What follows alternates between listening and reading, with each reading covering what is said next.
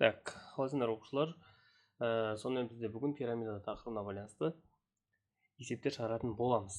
Бірінші есебіміз бізде егер берілген нүктеден барлық қабырғаларына дейін 3 см. Ал үшбұрыш қабырғасы 2/3 см-ге тең болса, берілген нүктеден дұрыс үшбұрыш жазықтығына дейінгі қашықтықты табыңыз дейді.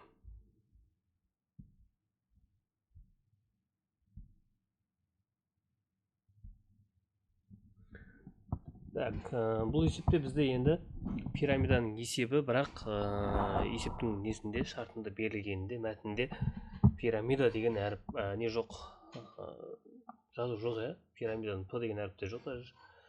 Біз енді бұны пирамида екенін қайдан білеміз? Дұрыс үшбұрыш жазықтығына дейінгі қашықтық деген мына жақта сөйлем тұр. Осы сөйлем арқылы біз бұның пирамида екенін білуімізге болады. Өйткені берілген нүктеден қандай да бір нүктеден, мысалы біздің жағдайда мына жақта сызбасы көрініп тұр. Д деген нүктеден бастап осы үшбұрыш жазықтығына, яғни уже кеңістікте туралы әңгіме кетіп жатыр бұл жерде. Сол себепті бұны біз біріншіден пирамида деп аламыз. Одан кейін барлық қабырғаларына дейінгі қашықтық 3 см-ге тең дейді. Яғни бізге керекті сөйлем бұл барлық қабырғаларына дейінгі деген қашықтық деген сөз. Бұл барлық қабырғаларына дейінгі қашықтық деген нәрсе бүйір жағына түсірілген биіктік, немесе не деп аталады? Бұл апофема туралы айтып жатыр екен. Сонда апофемасы. Бұл дегеніміз үшбұрыштың бүйір жағына түсірілген биіктігі апофема туралы айтып жатыр. Осы нәрсе бізде 3 см-ге тең дейді. Так, 3 см. Енді үшбұрыштың қабырғасы 2/3-ге тең болса, және берілген нүктеден дұрыс үшбұрыш жазықтығына дейін. Значит, бізде табанында қандай үшбұрыш жатыр деген сөз? Дұрыс үшбұрыш, ол деген тең қабырғалы үшбұрыш жатыр. Қабырғасы ұзындығы 2/3-ге тең. Енді біз бұның енді кеңістіктегі несін көрейік, сызбасын ше, қалай болады? Жалпы бізде мынау тең қабырғалы үшбұрыш, бүйір жағына дейінгі қашықтық дегеніміз, бүйір қабырғасы, бүйір жағындағы қабырғаларына дейінгі қашықтық дегеніміз мынау ДФ па? Қазір осыны қызыл түспен қояйын. Мынау розовый болып тұрған түс, бұл бізде сол апофеманы айтып жатыр. Енді егер осындай әңгіме кетіп жатса, онда биіктік бізде қайда түседі деген сұрақ қой. Биіктік бізде қарап тұрсаңыздар, шеңбер қалай сызылып тұр? Үшбұрышқа іштей. Сонда іштей сызылған шеңбердің радиусына түседі ғой биіктігіміз. Сонда мынау тұрған, қазір көкпен қояйын. Бұл бізде мынау көкпен сызылып тұрған HF деген нүкте кесінді, то есть бұл бізде іштей сызылған шеңбердің радиусы болып табылады. Сонда бізде мынау. Енді біз бұндай есепті шығарған кезде қалай жасаймыз? Пирамиданың есептерінде негізі 90% десем қателеспеймін, одан да көп шығар, может. Есептердің барлығы немен шығады? Пифагормен шығады. Сонда бізде мынау тікбұрышты үшбұрыш болып тұр. Мынау бізде розовыймен апофемасы, көкпен тұрған астындағысы іштей сызылған шеңбердің радиусы, ал мынау бізде биіктігі DH деген. Сонда бізде жалпы пирамидамыз осылай құрастырылып тұр ғой. Осы кеңістікте осылай беріледі. Осы сызбаны естеріңізге сақтап алыңдар. Енді есепке шығаратын болсақ, есепті. Сонда бізде жаңа айттық, қандай тікбұрышты үшбұрыш пайда болады дедік. Апофемамыз 3-ге тең. Іштей сызылған шеңбердің радиусы болады, мына жер кішкентай r болады дедік. Ал мынау бізде пирамиданың биіктігі h деп қояйын, үлкен h-пен. Енді дұрыс үшбұрышқа іштей сызылған шеңбердің радиусы кішкентай r неге тең болады? Ол өзінің формуласы барлығын a бөлінген 2/3-ге тең. Ал сырттай дейтін болса, бұдан 2 есе үлкен болады, яғни a бөлінген 2/3-ге тең. Енді бізде a деген белгілі ғой. A дегеніміз ол табанда жатқан жаңа үшбұрыштың қабырғасы. Сонда кішкентай r табатын болсақ, арға теңдеп кете берейік. 2/3 бөлеміз 2/3-ге. Сонда бізде 1 деген жауап табамыз. Демек бізде іште сызылған шеңбердің радиусы 1-ге тең екен. Так, енді бізге үшбұрыш жазықтығына дейінгі қашықтық дейтін болса, қашықтық деген нәрсе ол үнемі перпендикуляр, яғни биіктікті айтып жатыр ғой бізге. Тік болып түседі да. Сонда мынау DG деген жалпы пирамиданың биіктігін айтып жатыр. H деген. Енді H-ты табатын болсақ, ар жағы уже Пифагор жаңа мен айтқандай, гипотенуза 3-тің квадратының азайтамыз 1-дің квадраты. Түбір астында сонда 9-дан 1-ді азайтсақ 8, ол дегеніміз 2, түбір астында 2 деген жауапты алады екенбіз. Осымен бізде бірінші есебіміз шықты. Келесі, 4 бұрышты дұрыс пирамиданың биіктігі 2-ге тең, табанының қабырғасы 4 см, бүйір қырының ұзындығын тап дейді. Енді бұның біз кеңістіктегі жалпы несін көрейік, қалай бейнеленгенінше. Кеңістікте дұрыс 4 бұрышты пирамида дейтін болса, бізде жаңа дұрыс 3 бұрышты пирамида деген кезде дұрыс деген сөйлем болса, значит табанында тең қабырғалы деген сөз. Тең қабырғалы 3 бұрыш деген болады. Енді дұрыс 4 бұрышты дейтін болса, ол дұрыс деген тең қабырғалы дегенді білдіреді дедік қой. Демек оның табанында не болады? Барлық қабырғалар тең болса, ол 4 бұрыш болса, еще ол әрине бізде квадрат болады екен.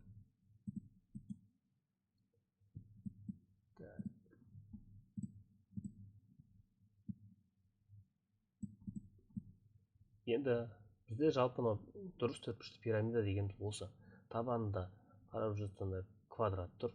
Мына қызыл түспен тұрғаны бұл бізде апофемас деп аталады пирамиданың. Өйткені бүйір жағының биіктігі. Сосын естеріңізге сақтап алыңдар, пирамидалардың бүйір жақтары ол үнемі қандай болып тұр? Бізге тура алдынан қарасақ 3 бұрыш болады. 3 бұрыш болғанда да тең бүйірлі 3 бұрыш. Өйткені қыры деген екі жасыл, екі шетіндегісі. Так, жасыл немен көкпен қойшы. Қырлары. Мына қыры деген осы екеуі тең бүйірлі. Қырлардың барлығы тең болған. Енді біздің жағдайда биіктік берілген, одан кейін барып қыры берілген, жоқ, қабырғасы берілген және қыры берілген, биіктігі мен қабырғасы берілген, қырын табу керек. Так, енді сол есепке көшетін болсақ. Так, сонымен бізде бүйір қырын табыңыз дейді. Яғни бізде сызылып тұрған мынау қыры. Бұны біз С деген әріппен аламыз. Биіктігі берілген 2-ге тең, қабырғасы 4-ге тең. Значит, дұрыс 4 бұрыш болса, ол табанында квадрат жатыр дедік. Енді қырына біз қалай жетеміз? Қырына дейін жету үшін бізге қара сызықпен тұрған диагональ сызбауымыз керек. Енді квадраттың диагоналі бұл А түбір асты 2 деген формуламен анықталады. Сонда диагоналі қанша болады? 4 түбір астында 2. Енді мына биіктігіміз осы диагональді теңде 2-ге бөледі. Сонда бізде мына жеріміз 2 түбір асты 2 болады. Сонда не болады? Опять Пифагор дегенге саламыз. Биіктігі 2-ге тең. Мына катеті бізде 2 түбір асты 2. Бізге табу керек гипотенузасы немесе қыры С деп алдық.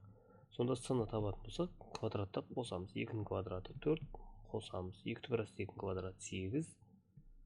Сонда түбір астында 12. Ол дегеніміз 2 түбір астында 3-ге тең болады екен. Есептің жауабы. Сонда бізде биіктік берілсе, қабырғасы берілсе, бүйір қырын табыңдар дейтін болса, онда міндетті түрде не істейміз? Диагональ жүргіземіз. Биіктігі және қабырғасы берілсе, міндетті түрде диагональ жүргіземіз.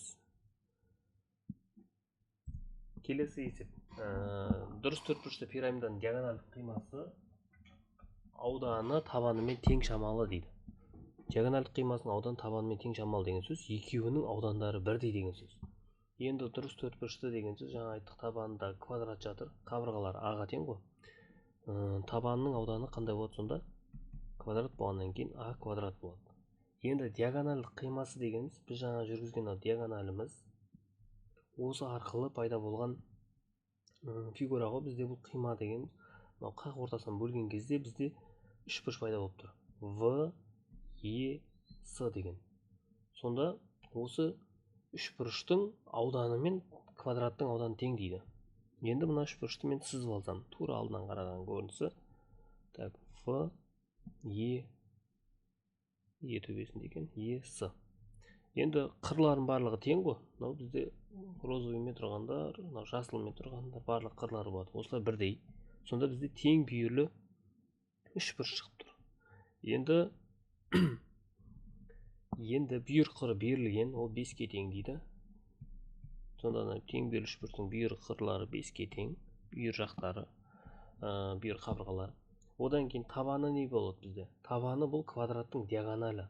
Ал квадраттың диагоналі а түбірасты 2 деді. Сонда мынау бізде а түбірасты 2-ке тең. Енді осы үшбұрыштың ауданы мен табанның ауданы, яғни квадраттың ауданы бірдей деп тұр. Енді үшбұрыштың ауданын табайық.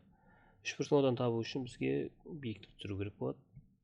Тең бүйірлі үшбұрышта биіктік медиана әрі бисектриса болатын еске түсірсек, сонда мынау табаны а түбірасты 2-ні теңдей 2 бөлікке бөледі. А түбірасты 2 бөлінген 2 деп. Сонда мынау бізде биіктік табуымыз керек енді. Биіктік табатын болсақ, тағы да Пифагор 5-тің квадраты 25-тен азайтуымыз керек. А түбірасты 2 бөлінген 2-ның квадраты. Сонда ол 2а квадрат бөлінген 4 болады ғой түбірдің астында. Ал бұл дегеніміз 25 минус қысқартып жіберсек 4 пен 2-ні а квадрат бөлінген 2. Мына екеуі тең дейді бір-біріне. Енді теңестірейік онда. А квадрат тең болады. Түбір астында 25 минус а квадрат бөлінген 2. Түбірден құтылатын болсақ, екі жақты да квадраттаймыз. Сонда а-ның 4 дәрежесі тең болады 25 минус а квадрат бөлінген 2. Осы жерде барлығын 2-ке көбейтіп жерсем, 2а-ның 4 дәрежесі тең 50 минус а квадрат болады. Сонда 2а 4 дәрежесі минус а квадрат қасына алып келсем плюс а квадрат минус 50 тең 0-ге. Так.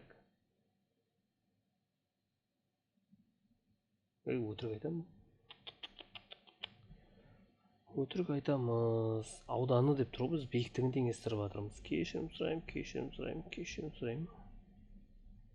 Адами ақаулар.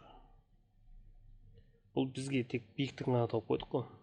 Так, биіктігін таптық. Енді үшбұрыштың ауданы, кез келген үшбұрыштың ауданы 2-ден 1 а көбейтілген h. Сонда осыған салатын болсақ, 2-ден 1 а дегеніміз бізде ол биіктік түсіп тұрған қабырға, ол бізде а түбірасты 2-ке тең. А түбірасты 2 көбейтілген h деген биіктігіміз мына тұр. 25 азайтылған а квадрат бөлінген 2. Так, осы нәрсені мен теңестіруім керек. Бәсе, что-то не то. Сонда а квадрат тең болады. 2-ден 1 а түбір астында 2 көбейтілген түбір астында а квадрат 25 минус а квадрат бөлінген 2 десем. Так, мына жақта бір а кетеді, мынау а полный қысқарады. Сонда а тең болады. Түбір астында 2 бөлінген 2 көбейтілген түбір астында 25 минус а квадрат бөлінген 2. Енді мына түбірден құтылу үшін мен істеймін, квадраттаймын. Екі жағында квадраттауым керек. Сонда бізде а квадрат тең болады. Түбір асты 2 бөлінген 2-ні квадраттасақ 2-ден 1. Жақшаның ішінде 25 азайтылған а квадрат бөлінген 2.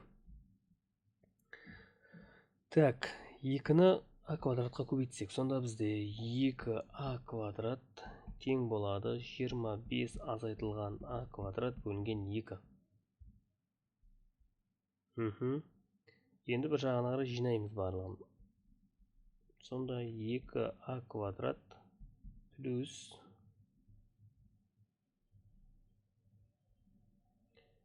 2а квадрат бөлінген 2 тең болады 25-ке. Так, 2а квадратқа мына екеуін қосатын болсақ, бөлімінде 1 бар деп есептеп ортақ бөлім берсек, 5а квадрат бөлінген 2 тең болады 25-ке. Бұл жерден а квадрат шығады 50 бөлінген 5. Сонда а квадрат тең болады 10-ға. Так, бізге табу керек пирамиданың табанының ауданы деп тұр. Ал пирамиданың табанының ауданы ол бізде а квадрат дедік. Сонда а квадратымыз қанша болды? 10 деген жауапты аламыз. Енді осындай шамалы емес әжептәуір с деңгейлі есептеуге болады. Келесі, биіктігі түбірасты 3-ке тең, төбесіндегі жазық бұрыш 30 градусқа тең, дұрыс 4 бұрышты пирамиданың көлемін тап дейді. Төбесіндегі жазық бұрыш дегеніміз, мына сызбадан көрініп тұрғандай, біз айттық жаңа 3 бұрыштың бүйір жақтары үнемі тең бүйірлі 3 бұрыш болады. Себебі мына қырлары тең ғой. Сонда жазық бұрыш деген нәрсе сол 3 бұрыштың жоғарғы жағындағы бұрышы тең бүйірлі 3 бұрыштың. Сонда тура алдынан қарайтын болсақ, мына жағы бізде 30 градус деп тұр. Так. Одан кейін бар биіктігі ол түбірасты 3 пирамиданыңкі. Бұл тұра берсін. Басқа ештеңе көрмеген, дұрыс 4 бұрыш дейді. Демек табанында квадрат жатыр. Енді мына табаны аға тең. Біз жаңа айттық, мына тең бүйірлі болады дедік. Сонда тең бүйірлі 3 бұрыштың бүйір қабырғалары тең, екі жағындағы қырлары. Сосын табанындағы бұрыштары тең болады. 180-нен 30 айттық, 150, 2-ке бөлсек 75 градус болады. Енді бұл да бізде с деңгейлі есеп болып келеді. Енді бұны шығару үшін тригонометрияға өтетін боламыз қазір. Енді мына қырларын с деп алсақ. Сонда синустар теоремасына саламыз. Табу үшін а деген қабырғаны табуымыз керек қой. Так, онда былай жасаймыз. А деген қабырғаның қарама қарсы жатқан бұрышқа қатынасы, яғни синусына қатынасы, синус 30 градусқа қатынасы тең болады. С деген қабырғасы 75 деген градусқа қарсы жатыр. Бұл синус 75 градус. Бұл бізде синустар теоремасы. Синус деп былай жазып қойсайшы. Енді бізде мәні бар. Синус 30-дің 2-ден 1-ге тең. Енді синус 75-дің кестеде мәні жоқ. Бұл енді синус 75 дегенді 75 градус дегенді біз қалай аламыз? Синус 30 плюс 45 градус деп алсақ болады. Неге 30-45? Өйткені 30-да да және 45-де де мәні бар. Енді бұны формулаға салып, синус альфа плюс бета дегеннің формуласы бар. Альфа плюс бета деген. Осы формулаға салған кезде бізден мынандай нәрсе шығу керек. Түбірасты 2 плюс түбірасты 6 бөлімде 4. Енді оны өздеріңіз салып көрсеңіздер болады. Бұл өйткені арада ұзақ уақыт алып тұр да қазір. Мен бірден мәнін жазып қояйын. Одан кейін енді біз сол бойынша жазсақ, а бөлінген синус 30 дегеніміз 2-ден 1-ге тең, с бөлінген 75 дегеніміз жаңа айттық, түбірасты 2 плюс түбірасты 6 бөлінген 4-ке тең. Так, енді осы жерден с деген қырын табатын болсақ, с деген қыры а көбейтілген түбірасты 2 плюс түбірасты 6 бөлінген 4. Мына 2-ден 1 жоғарға 2 көбейтіліп кетеді, сонда 2 мен 4 қысқарады. Сонда бізде а жақшаның ішінде, или былай жаза берейік, түбірасты 2 плюс түбірасты 6 бөлінген 2 шығады. Бұл с деген несі? Қыры. Значит, мына жер бізде түбірасты 2 плюс түбірасты 6 бөлінген 2 а шығып тұр. Енді былай жасаймыз. Біз жаңа айттық, биіктік берілсе, қабырғасы берілсе, қырын табу үшін диагональ жүргіземіз дедік. Онда диагональ жүргізейік. Қырына жету үшін. Былай диагональ жүргіземіз. Квадраттың диагоналі а түбірасты 2 болады.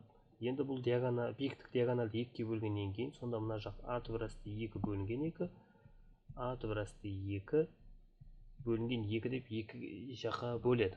Сонда бізде мынандай тікбұрышты үшбұрыш пайда болып тұр. Биіктігі 3-ге тең, төменгі катеті а түбірастында 2 бөлінген 2-ге тең. Мынау қыры с дегеніміз а түбір астында 2 плюс түбір асты 6 бөлінген 2-ге тең болып тұр. Енді осы жерден не жазамыз? Пифагор жазамыз. Пифагор дейді гипотенузаның квадраты, яғни а түбір астында 2 плюс түбір асты 6 бөлінген 2-ның квадраты тең болады катеттердің квадраттарының қосындысына. Түбір асты 3 қой. Түбір асты 3-тің квадраты 3 қосылған а түбір асты 2 бөлінген 2-ның квадраты 2а квадрат бөлінген 4. Қысқартып жіберсем а квадрат бөлінген 2 болады. Енді мына жақта қалай болады? А квадрат түбір асты 2 плюс түбір асты 6 дегенді квадраттайтын болсам, қысқаша көбейтумен ашылады тағаны 8 плюс 2 түбір астында 12 ғой. 12-ден тағы 4 шығып 2 деген шығады тағаны 4 түбір астында 3 болады.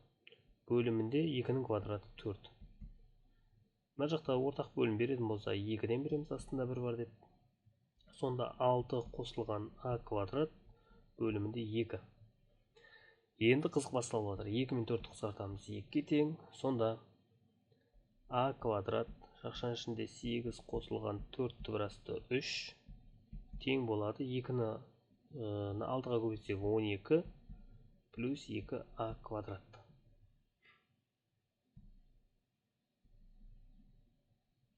Так. Мұнан жалғасы. Так, енді мен былай жасаймын. А квадрат 8 плюс 4 түбір асты 3 минус 2а квадрат деп қасын алып келейін. Тең 12. Сосын а квадрат деген жақсын сыртына шығарып жіберем. Сонда бізде 8 плюс 4 түбір астында 3 азайтылған 2 қалады. Жақшаны ашық қайтты, мына жоғарыда нәрсе шығады. Тең 12. Сонда а квадрат тең болады. 12-ні бөлеміз. Жақшаның ішінде 8-ден 2-ні азайтсақ 6 ғой.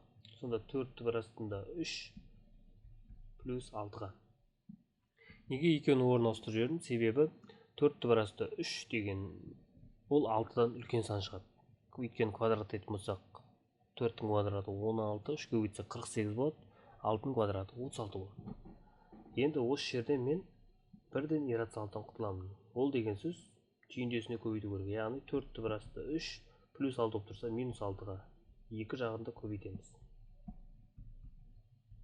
Сонда менде 12 4 түбір асты 3 минус 6 болады.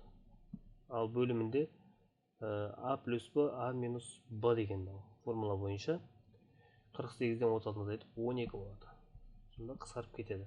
Енді менде не шығып тұр? А квадрат шығып тұр. Яғни а квадрат дегеніміз сол пирамиданың табанында ауданы.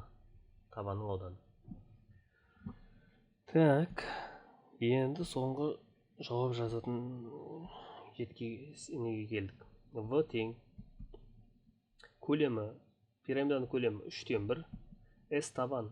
Табанның ауданы бізде мынау тұр. 4 түбір астында 3 минус 6 көбейтеміз. 4 түбір асты 3 минус 6 жақшаға алып қойық. Көбейту түбір астында 3 биіктігі. Жақшаны ашатын болсақ 4 түбір асты 3-ті түбір асты 3-ке көбейтсек 12 азайтылған 6 түбір астында 3 бөлінген 3-ке тең. Екеуінде жеке-жеке 3-ке бөлсең 12-ні 3-ке бөлсең 4 минус 2 түбір асты 3. Мынау бізде есептің соңғы әрі нақты жауабы. Осындай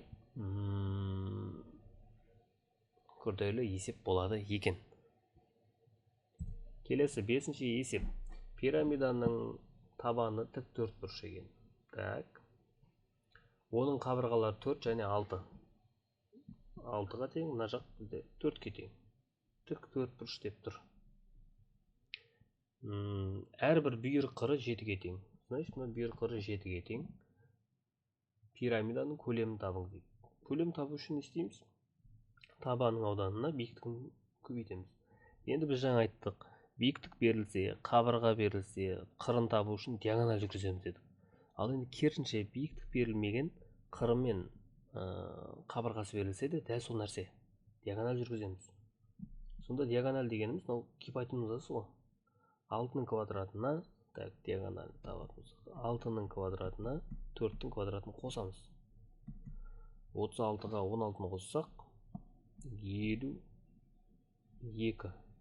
Ол деген 4-ке бөлінеді да, 2 түп арасында 13 болады. Сонда біз жаңа айттық, диагональ теңді 2 бөлікке бөлінеді. Түп арасы 13, мына жағда түп арасы 13 болады. Енді пирамиданың биіктігі, мынау EF деген, соны табайық. Сонда бізден мынандай тікбұрышты үшбұрыш шығып тұр. Мынау H, мына жағы 7 қыры, бізде мынау түп арасы 13-ке тең болды. Сонда H табатын болсақ, 49-дан азайтамыз 13-ті. Квадрат табадырым да. Сонда 36 одан 6 шығар ма? 6 шығады екен. Енді пирамиданың көлемі 3-тен 1 деп басталады. 3-тен 1. S табанның ауданы. Табанның ауданы таппаппыз. 6 мен 4-ті көбейте саламыз. Тікбұрыштың ауданы 24-ке тең. 24 көбейтілген биіктігі 6. 3 пен 6-ны қысқартамыз 2. Сонда 48 деген жауапты алады екенбіз. Келесі 6-шы есеп, төртбұрышты дұрыс пирамиданың биіктігі 9-ға тең, бүйір қыры 12. Пирамиданың көлемін тап. Не берілген? Биіктік берілген, бүйір қыры берілген. Онда бірден былай жасап берсек болады. Биіктігі 9-ға тең, бүйір қыры 12-ке тең.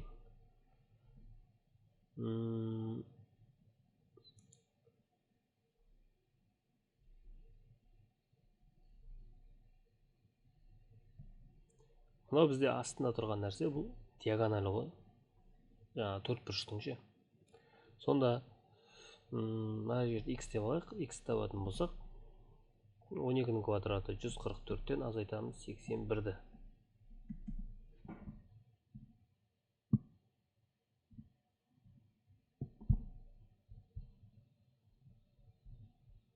Алпыс үш болады. 63 дегеніміз 9 мен 7-ні көбейтіндісі 3 түп арасында 7. Енді диагональ дегеніміз осындайдан 2 бар ғой. Сонда ол 6 түп арасында 7-ге тең. Енді пирамиданың көлемі. Жоқ, көлемі емес. Бізде бұл мынандай болып тұр. Төртбұрыш дұрыс деп тұрса, табанда квадрат. А деп тұр. Диагоналі біз тапқанымыз 6 түп арасында 7 болып тұр.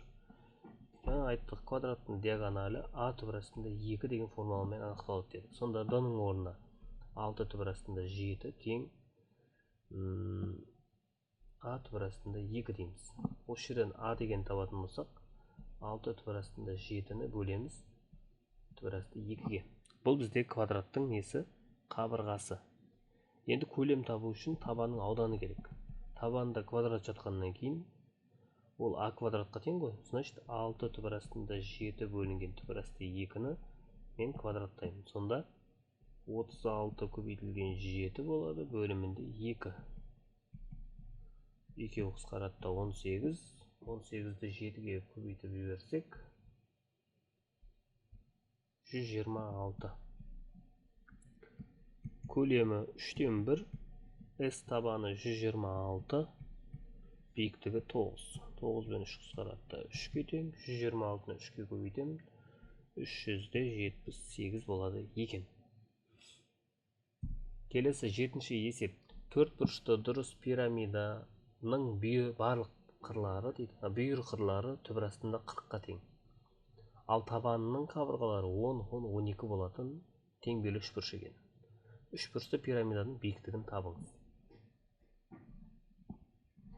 Енді бұл жерде бізде мән беретін нәрсе, сөйлем бұл мынау. Барлық бүйір қырлары тең деген нәрсе. Осындай болып келетін болса, барлық бүйір қырлары тең болатын болса, есте сақтаймыз, онда бұл биіктік бізде сырттай сызылған шеңбердің радиусына түседі, үлкен R-ге. Бізде жаңа барлық бүйір жақтары апофемасы, одан кейін барып бүйір жақтар бірдей бұрыш жасап көлбеген деген сияқты келетін болса, бүйір жағына қатысты, онда ол кішкентай R-мен табатынбыз. Ал енді қырға байланысты әңгіме болатын болса, қырлар туралы может айтуға мүмкін. Барлық бүйір қырлары нарда бірдей бұрыш жасап көлбеген деп. Бүйір қырлары дегеніміз мынау бізде. Мынау 3 қыры. Осы бірдей бұрыш жасап көлбеген деген сөз, мына розовыймен тұрған, мына жер альфа мысалы. Осылай бірдей бұрыш жасап көлбеген десе, немесе қырларының ұзындықтары бірдей деп келсе, онда бізде мына биіктігіміз 90 градус болып тұр мына жерде. Бұл үлкен R-ге түседі. Енді бұның сызбасы бізде кеңістікте қалай көрінеді? Бізде сызбасы қалай кеңістікте көрінеді? Соған бір тоқталайық.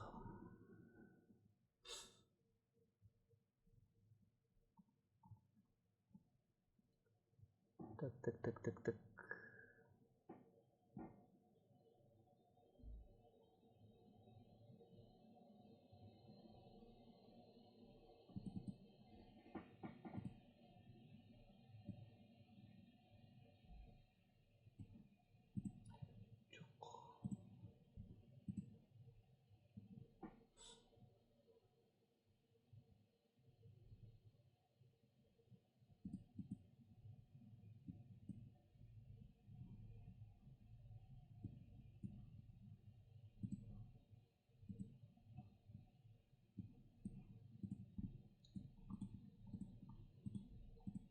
Мынау бізде барлық бүйір қырлары тең.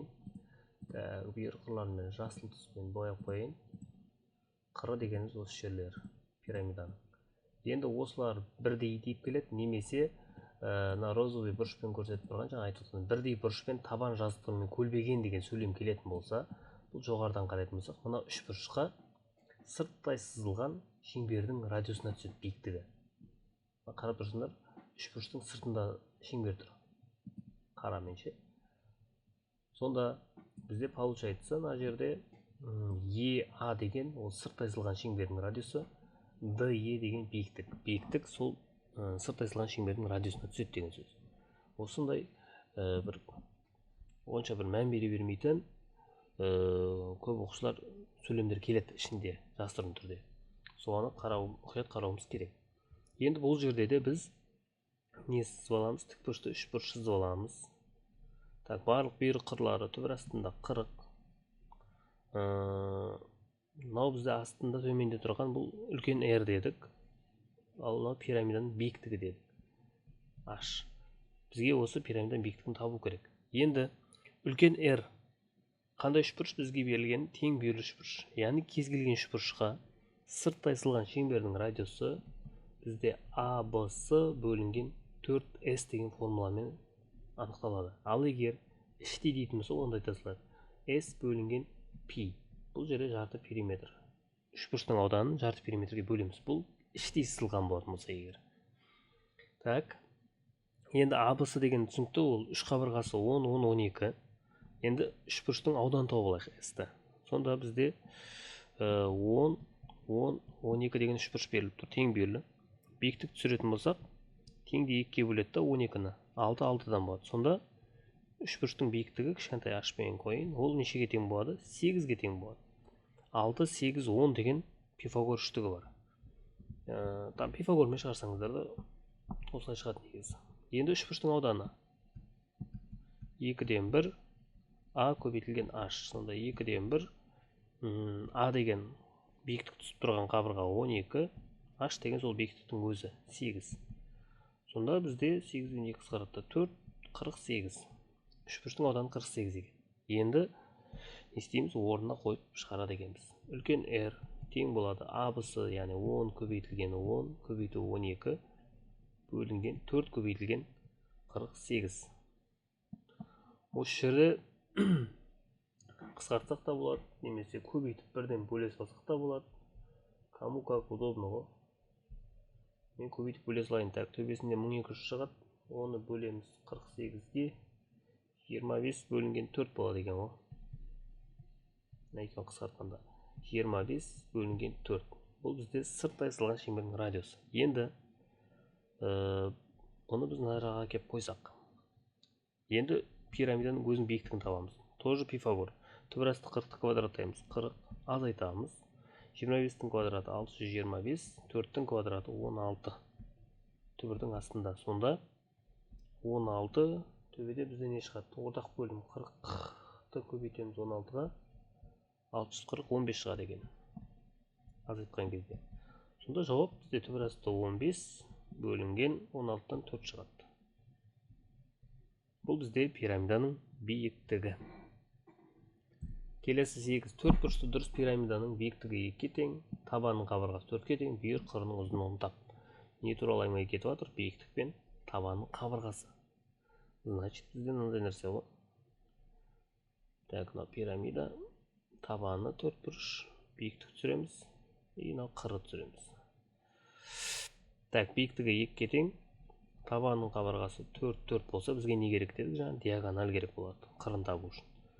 Диагоналі 4 түбірасында 2 болады. 2-ке бөлсек, 2 түбірасында 2. Қыры мынау с деп тұр. Сонда с тең 2-ның квадраты 4, қосамыз 8, 2 түбірасында 3 болады екен. Келесі 4 бұрышты дұрыс пирамиданың биіктігі 5, табанның қабырғасы 6, бүйір қырының ұзындығы. Дәл жаңағыдай есеп орнына қоятын болсақ. Бірден былай сыза берсеңіздер де болады. Биіктігі 5, табанның қабырғасы 6 болса, значит диагоналі 6 түбірасында 2 ғой. Мына жағы соның жартысын жазамыз. 3 түбірасында 2. Қыры мынау с. Табатын болсақ 25-ке қосамыз 18, 3 түбірасында 2 квадраты, сонда түбірасында 30, 43 болады деген сөз. 4 бұрышты дұрыс қиғаш пирамиданың биіктігі 2 түбірасында 2, табандары 1, 4, қиғаш емес, нарада қате кеткен қиық қой. Қиық пирамиданың биіктігі 2 түбірасында 2, табандарының қабырғалары 1 және 4. Диагональді қиманың ауданын табыңыз. Қиық пирамида дейтін болса,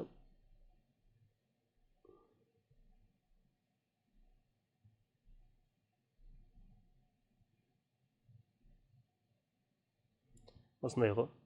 Енді бұның кеңістіктегі сызбасын көрейік, 3D-сын. Қалай көрінеді? Қиық пирамида деген қандай өзі деген?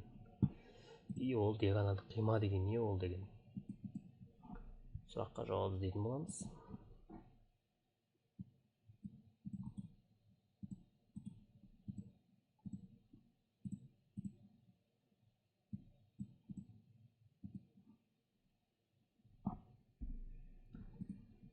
Так, қиық пирамида деген мынау. Дұрыс 4 бұрышты дейтін болса, оның 2 табаны болады.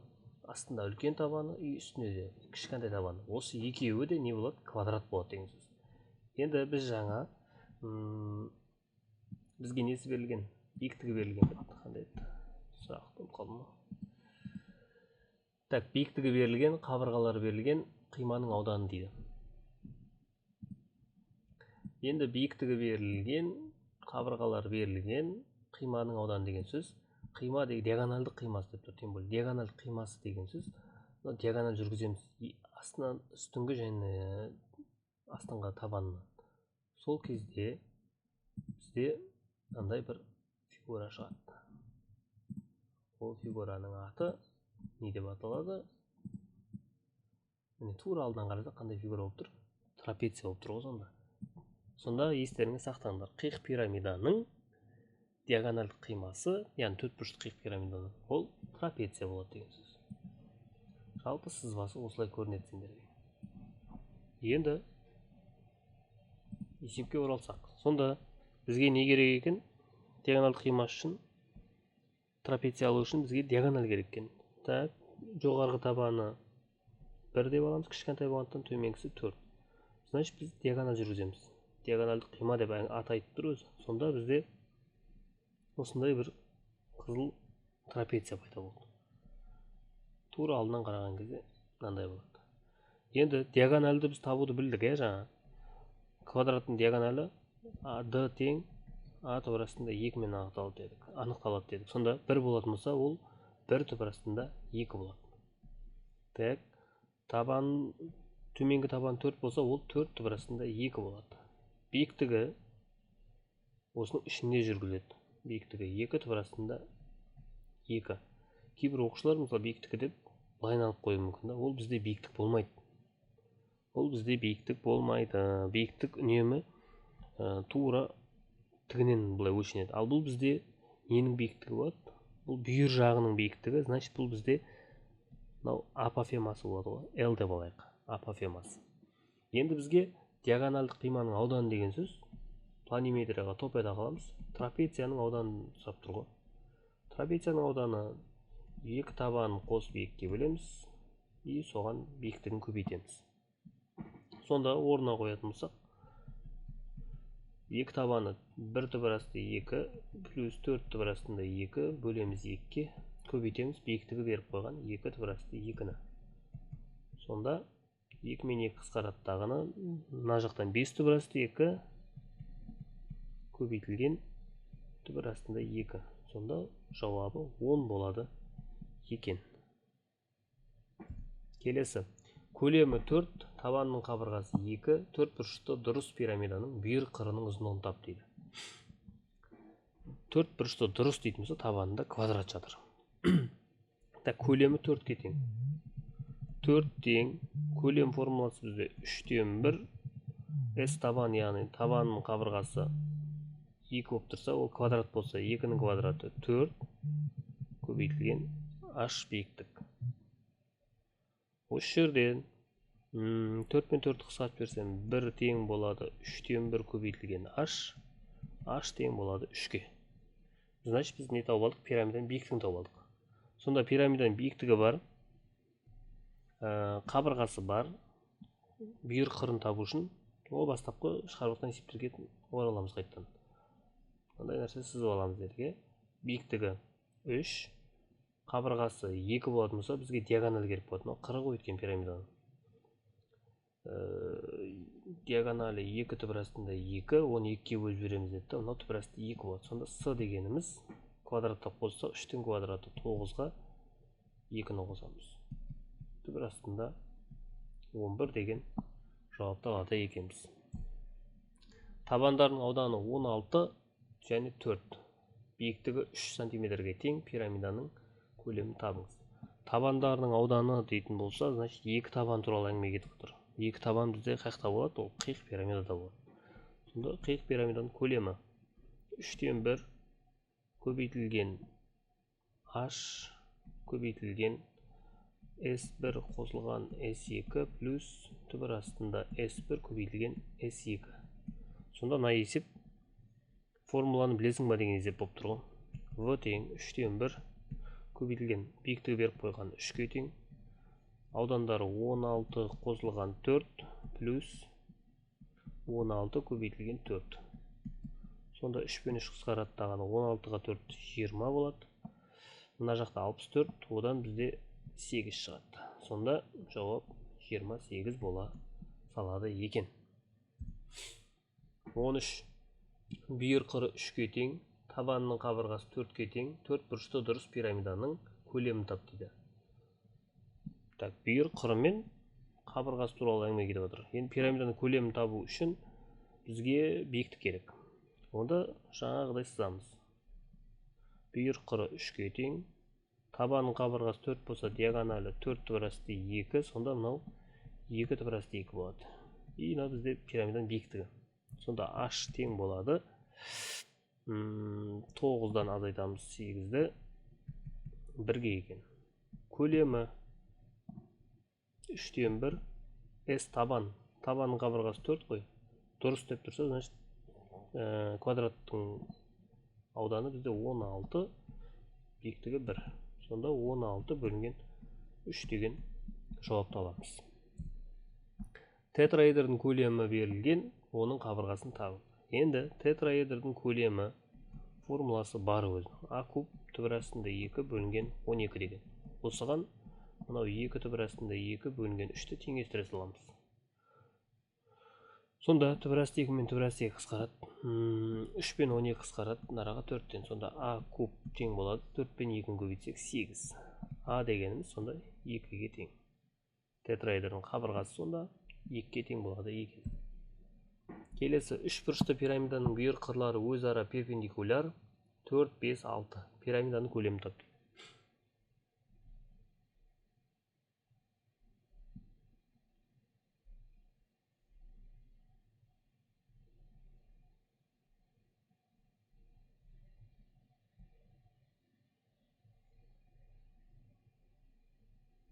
Бүйір қырлары өзара перпендикуляр десе, осылай сызба аламыз.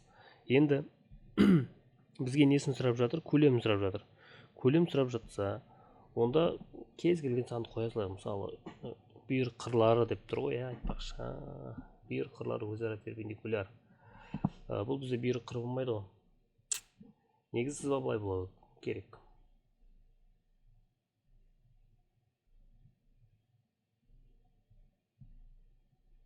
Сызба осылай болу керек. Перпендикуляр деген 90 градус. Сол несі арғы жағы да 90 болады да. 3 қыры деген зоналар. Осы үшеуі бір-біріне перпендикуляр болады. Енді мен істедім. Мен барымдан мұны солға қарай жатқыздым ғой, короче. Пирамиданы былай қарай бұрдым да. Ол деген қалай болады? Оны енді көрсету керек сендерге. Оны біз қалай жасадық?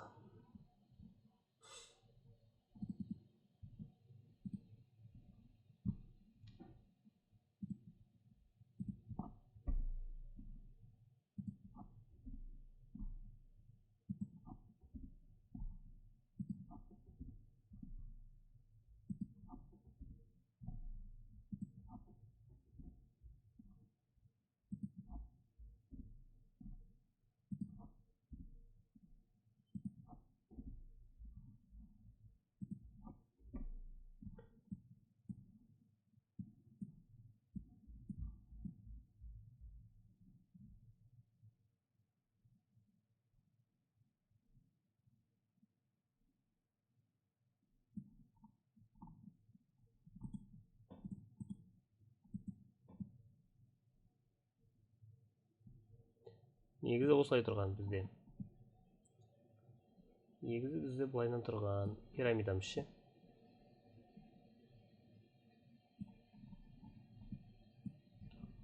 Осылайынан пирамидамыз тұрған. Бүйір қырлары мына жақтарда бар. Осылай 90 градус болып бір-біріне перпендикуляр болып тұрған. Қарамен тұрғандар. Енді біз бардық тағыны осы пирамиданы былай қарай мен бұрдым. Дәл өстіп ше. Сол кезде менде мынандай нәрсе пайда болды.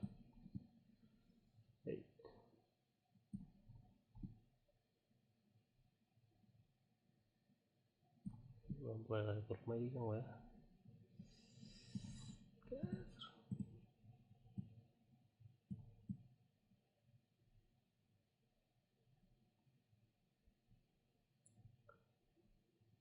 В общем, дәл осылай тұрған пирамиданы алдындағы былай солға қарай бұрадым ғой. Сол кезде жаңа бүйір қырлары бізде жоғары қарап қалды. Сонда бізде табанында қандай не пайда болды? Тікбұрышты үшбұрыш болып қалды да, табанындағы үшбұрыш. Мына сызба бізде соны айтып жатыр. Енді бізде мына жер баста 3 болсын, допустим, мына ара 4 болсын, мынау жоқ, 3 емес, 4 болсын, мынау 5 болсын, мына жағы 6 болсын. Енді былай қарай бұрған кезде менде 6 деген жағы жоғары қарайды тағыны, 4 пен 5 төмендік жағында тұр. Дұрыс қой? Енді пирамиданың көлемін табу үшін 3-тен 1 S табан көбейтілген H. Сонда биіктігім менде 6-ға тең болып тұр ғой. Енді табанында қандай үшбұрыш болып тұр? Тікбұрышты үшбұрыш. Сонда S табаны тікбұрышты үшбұрыштың ауданы 4-ке 5-ті көбейтеміз, 2-ке бөлеміз. 10 болады. Дұрыс па? 4-тен 5-ті көбейтсек 20, 20-ні 2-ке бөлеміз 10. Енді көлем табамыз. 3-тен 1 көбейтілген 10 көбейтілген 6. 3 пен 6 қысқаратта 2, жауабы 20 болады. Енді мынандай сұрақ автоматически сендерге келуі мүмкін. Неге біз 6-ны биіктік қылып жібердік? Мүмкін биіктік 5 шығар. Мысалы мен былай қарай, біз енді 4, 5, 6 деп өтірік қоя салдық қой. Ода тұрған ештеңе жоқ. Мысалы биіктігіміз 5 болсын, допустим. Ол кезде табанның аудан табатын кезде, уже табанда бізде 4 пен 6 табанына кетіп қалады ғой. 4 пен 6-ны көбейтеміз, 2-ке бөлеміз. Сонда 12 болады. Енді көлем табатын болсақ, 3-тен 1 көбейтілген 12 көбейтілген 5. 12 мен қысқаратта 4, 4-ке 5-ті көбейтсек 20. Сонда получается ештеңе өзгермейді деген сөз ғой. Енді сендерге бүйір қырлар өзара перпендикуляр деген әңгіме келетін болса, біз пирамиданы осылайынан сызып алғанымыз өзімізге дұрыс болады. Келесі. 4 бұрышты дұрыс пирамиданың биіктігі 9, бүйір қыры 12 болса, көлемі неге тең дейді. мынаны шығарған жоқпыз ғой біз. Биіктігі 9, көлемі неге тең дейді.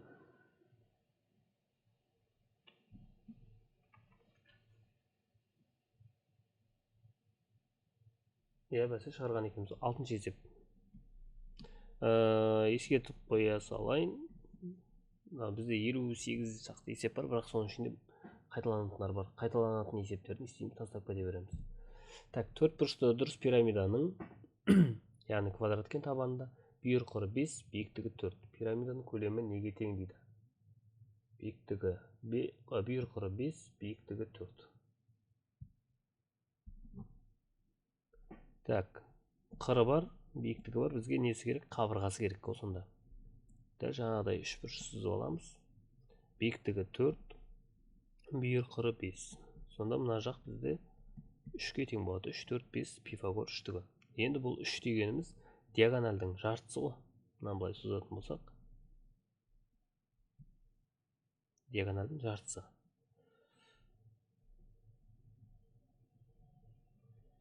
Мынандай бір пирамида болып тұр ғой. Көрдіңдер ме? Біз соны тек қана кішкентай бір бөлшегін ғана сызып қойып отырмыз да. Бұл диагональдің жартысы. Сонда диагоналіміз 6 болады деген сөз. Мына жағда 3, мына жерде 3. Енді осы 6-ны квадрат болғаннан кейін табанында дұрыс 4 бұрыш деп тұр ғой. А түбірасты 2-ке теңестіреміз. Сонда А дегеніміз 3 түбірастында 2 болады. Енді көлем табатын болсақ, В тең 3-тен 1, табанның ауданы А квадрат қой. 3 түбірасты 2 квадрат болсақ 18. Көбейтеміз, биіктігіміз 4-ке. 18 мен 3 қысқарады 6 тең болады 24. Көлемі 24-ке тең екен. Келесі. 4 бұрышты дұрыс пирамиданың бүйір бетінің ауданы 2 түбірасты 13-ке тең, табанның қабырғасы 2-ке тең. Пирамиданың көлемі неге тең дейді. Так, бүйір бетінің ауданы 4 бұрышты дұрыс пирамида. 4 бұрышты дұрыс пирамида десе, табанда квадрат жатыр. 4 бұрышты десе, оның қанша бүйір жағы бар? 4 бүйір жағы бар. Ал бүйір бетінің ауданы деген сөз, сол 4-еуінің қосындысы ғой. Енді біз бүйтеміз. 2 түбірастында 13-ті 4-ке бөлемін. Сонда қысқарып кетеді тағыны. Түбірасты 13 бөлінген 2. Бұл бізде бүйір жағы болады. Бүйір жағының ауданы. Енді мен жаңа ғана айттым сендерге, бүйір жағы пирамиданың үнемі тең бүйірлі 3 бұрыш болады. Қырлары ғой. Осының ауданы ғой бізде түбірасты 3 бөлінген 2. Енді табанның қабырғасы 2-ке тең дейді. Сонда бізде мынандай болып тұр. Жалпы сызбамыз. Пирамида.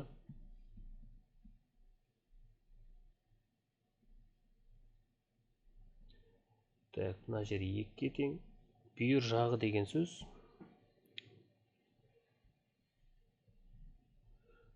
Мына ғой. Мына жағында 3 бұрыш. Осы 3 бұрышты айтып жатыр. Сонда бұның табаны 2-ке тең, ауданы түбірасты 3 бөлінген 2 болып тұр. Енді маған пирамиданың көлемін табыңдар дейді. Көлем табу үшін қыры керек қой. Қыры керек. Сол кезде қыры деген тең бүйірлі 3 бұрыштың бүйір қабырғасы ғой. Енді 3 бұрыштың аудан формуласын жазсам мен. S тең 2-ден 1 А көбейтілген H.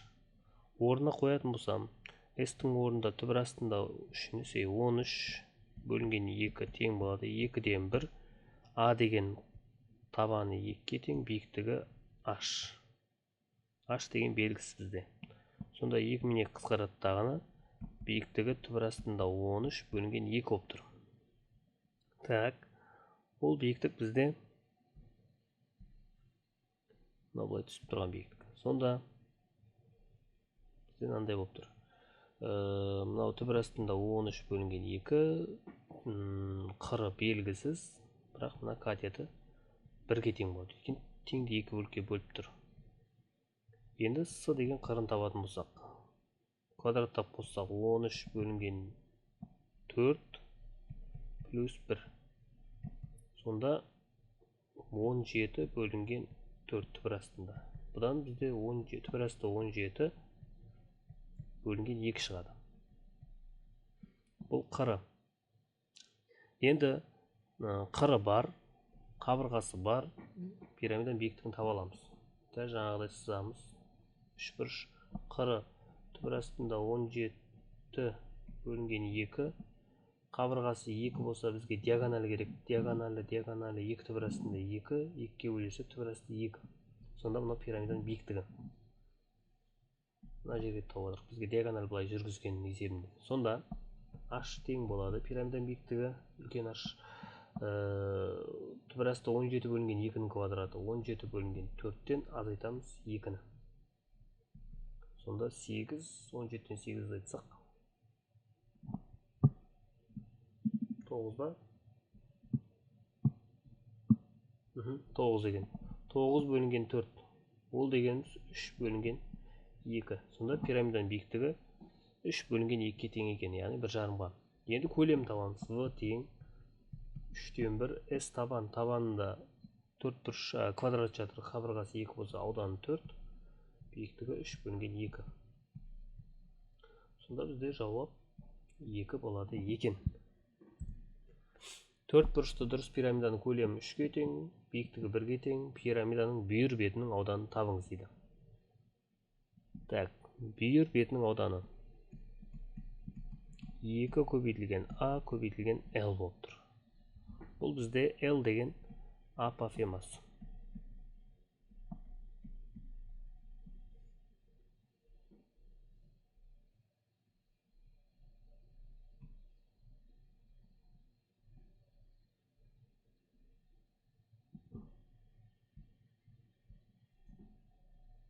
Қызылмен сызып жатқан бүйір жағының биіктігі осы L болады ғой, короче. Так, бізге биіктігі 1-ге тең. Енді көлем 3-ге тең болса, теңестірейік аудан көлем формасымен 3-тен 1 көбейтілген дұрыс 4 бұрышты болса, онда квадрат қой. А квадрат көбейтілген биіктігі 1.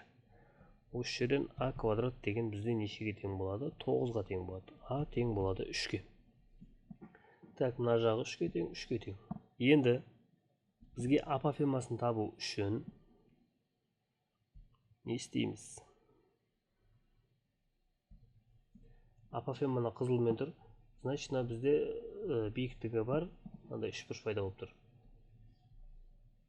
1-ге тең, апофемасы мынау L. Мына астыңғы жағы нешеге тең болады? Катет. Бұл бізде квадраттың қақ ортасы. Сонда бұл бізде 1,5-ге тең, 1,5-ға, жартысына тең. Сонда L тең, тағы да Пифагор. 1-дің квадратына қосамыз, 1,5-дің квадраты 2,25. Түбір астында 3,25 болып тұр ма?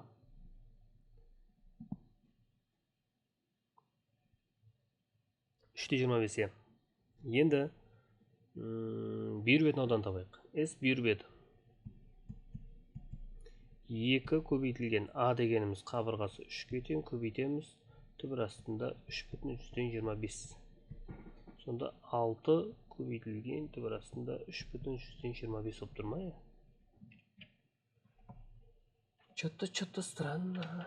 Бұл есеп берілген көрейік. 19.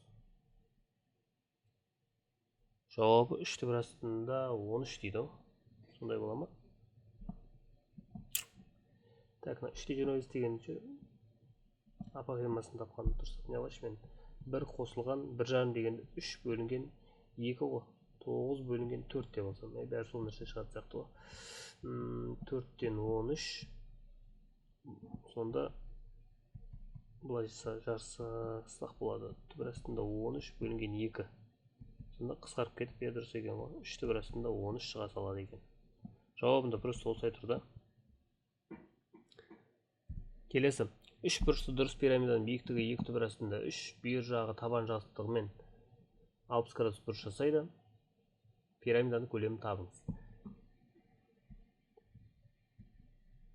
Бүйір жағы табан жазықтығымен 60 градус бұрыш жасайды деген сөйлем келіп тұр. Значит, бүйір жағы туралы әңгіме кетіп атса, онда бұл пирамиданың биіктігі кішкентай R-ге түседі. Сонда 3 бұрышты дұрыс пирамида. Енді бұл қалай болады? Кішкентай R-ге түседі деген не бәле ол дейтін болсаңдар.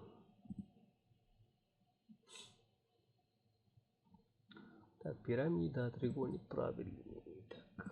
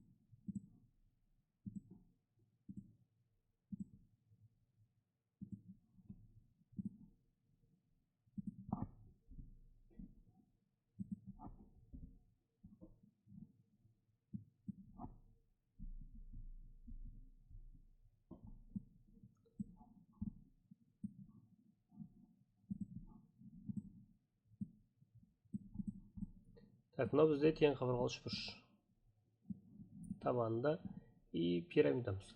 Сонда бүйір жағы деген сөз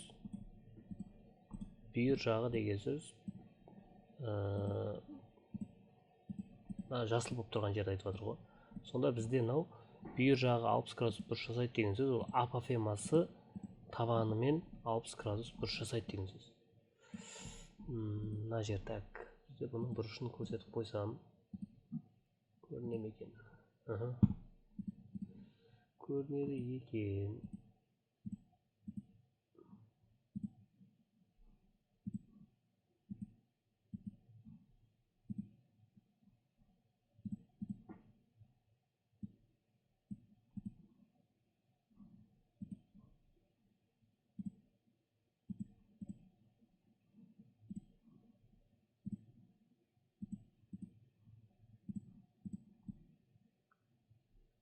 Бұрышты көріп тұрсыңдар ғой. Так, осы жер бізде 60 градус дейді. Сонда бүйір жағы деген жаңағыда сөйлем келсе, ол іштей сызылған шеңбердің радиусына түседі. Себебі жоғарысынан қарайтын болсақ, тең қабырғалы үшбұрышқа іштей сызылған шеңберді көріп тұрсыңдар. Соның радиусына түседі биіктігі. Так, мынау бізде биіктік. Так, бұл биіктікті қоңыр ма, сондай сөйтіп неқып қойдым, биіктігі. Сонда жалпы сызбасы бізде осылай көрінуі керек. Так, енді өзіміз есепке оралсақ. Сонда біз мынандай нәрсе көріп тұрмыз. Тікбұрышты үшбұрыш, асты кішкентай r болады. Мына жағы 60 градус болса, мынау биіктігі берілген 2 түбір астында 3-ке тең деген. Жоғары жағы 30 градус болатын, түсінікті. Так, 30 градусқа қарсы жатқан қабырғамыз кішкентай r-ге тең дейді. 60 градусқа қарсы жатқанымыз ол бізде 2 түбір астында 3. Енді мынау кішкентай r табатын болсақ, бізде ереже бар. 60 градусқа қарсы жатқан катет немесе қабырға 30 градусқа қарсы жатқан катетке түбір асты 3 дегенді көбейткенге тең деп. Значит, мына керісінше, сонда 2 түбір асты 3-ті түбір асты 3-ке бөлемізден кішкентай r 2-ке тең екенін тауып аламыз. Енді кішкентай r 2-ке тең дұрыс үшбұрыш деп тұрса, дұрыс үшбұрыштың кішкентай r жаңа жаздық a бөлінген 2 түбір асты 3-ке тең.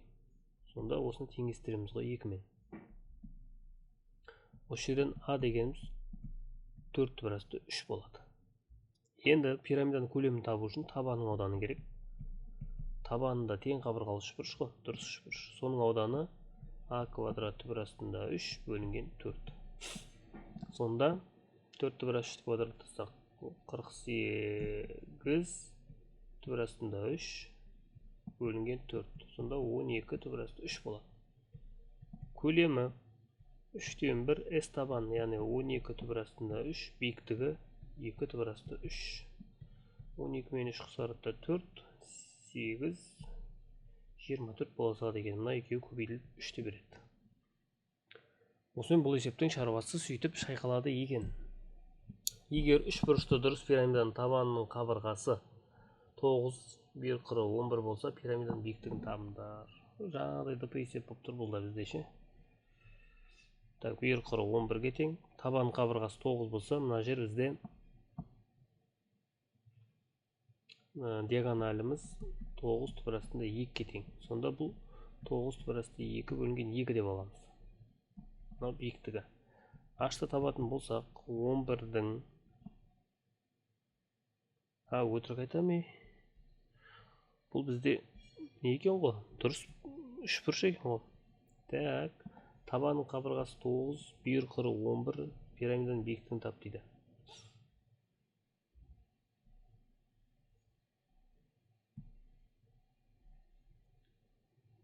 Так. Бүйір құры 11 болса, табанның қабырғасы 9 болса, мынау бізде үлкен R-ге түседі ғой. Сонда биіктік мынау болады. Так.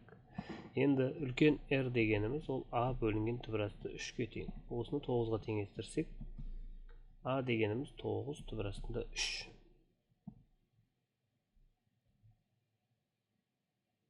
Қумашы бақчан. Қудың. Үлкен R табатын болсақ, A деген орнына 9-ды қоямыз да, 9 бөлінген түбір асты 3 бәсе 3 түбір асты 3-ге тең. Так, осы есептен кейін тоқтатамыз ол. Сонда бізде мынандай 3 бұрыш пайда болып тұр. 11, мына жағы 3 түбір асты 3, биіктігі h. H табатын болсақ, 11-дің квадраты 121-ден азайтамыз 27-ні.